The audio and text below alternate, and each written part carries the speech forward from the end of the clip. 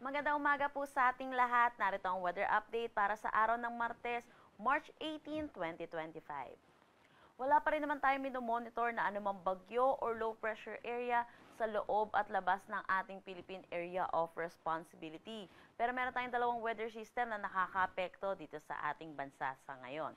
Isa na dito ang northeast monsoon or hanging amihan na umiiral po dito sa May Luzon. Inaasahan din natin meron tayong easterlies or yung mainit at maalinsangan na hangin na nanggagaling sa dagat Pasipiko na umiiral naman dito sa may Visayas at Mindanao.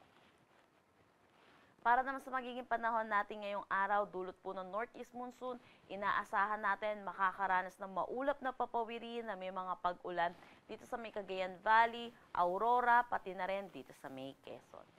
Para naman dito sa may Metro Manila at nalalabing bahagi ng Luzon, ay asahan naman po natin ang bahagya hanggang sa maulap na papawiri na may mga isolated light rains.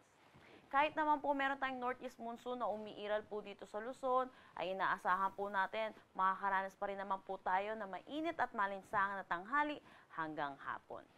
Para naman dito po sa mga kababayan natin sa Bicol Region, ay inaasahan po natin possible po this week makaranas din po sila ng mga pag-ulan at possible din umabot hanggang weekend. Agwat ng temperatura for Metro Manila, 24 to 32 degrees Celsius, Lawag, 23 to 32 degrees Celsius. For Tuguegarao, asahan natin ng 22 to 30 degrees Celsius, Baguio, 15 to 24 degrees Celsius. For Legazpi, 24 to 32 degrees Celsius at Tagaytay, 21 to 30 degrees Celsius. Dulot naman ng easterlies, makakaranas ng maulap na papawiri na may mga kalat-kalat na pag-ulan dito sa may Zamboanga Peninsula, Basilan, Sulu at Tawi-Tawi.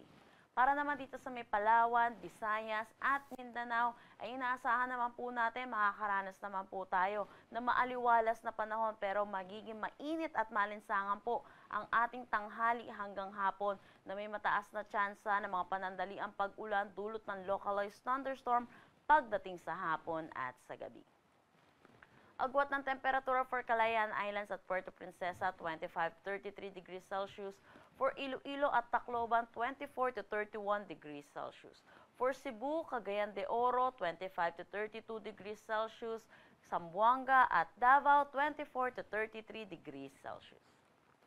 Para naman po sa ating heat index kahapon, nakapagtala po tayo dito sa Metro Manila ng 34 to 35 degrees Celsius. At ang pinakamataas po natin na itala kahapon ay 45 degrees Celsius dito po sa Dagupan City, Pangasinan. 42 degrees Celsius naman para dito sa Giwan, Eastern Samar.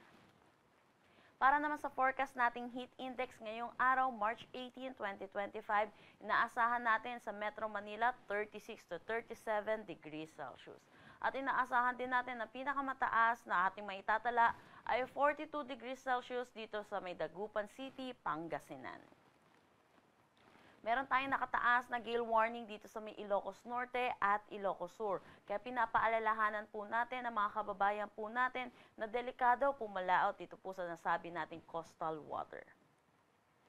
Ang sunrise mamaya ay 6:02 a.m. at ang sunset mamaya ay 6:07 p.m. Para sa karagdagang impormasyon, bisitahin ang aming mga social media pages at ang aming website pag-asa.dost.gov.ph. At yan po muna ang latest dito sa Pag-asa Weather Forecasting Center. Chanel Dominguez po at magandang umaga.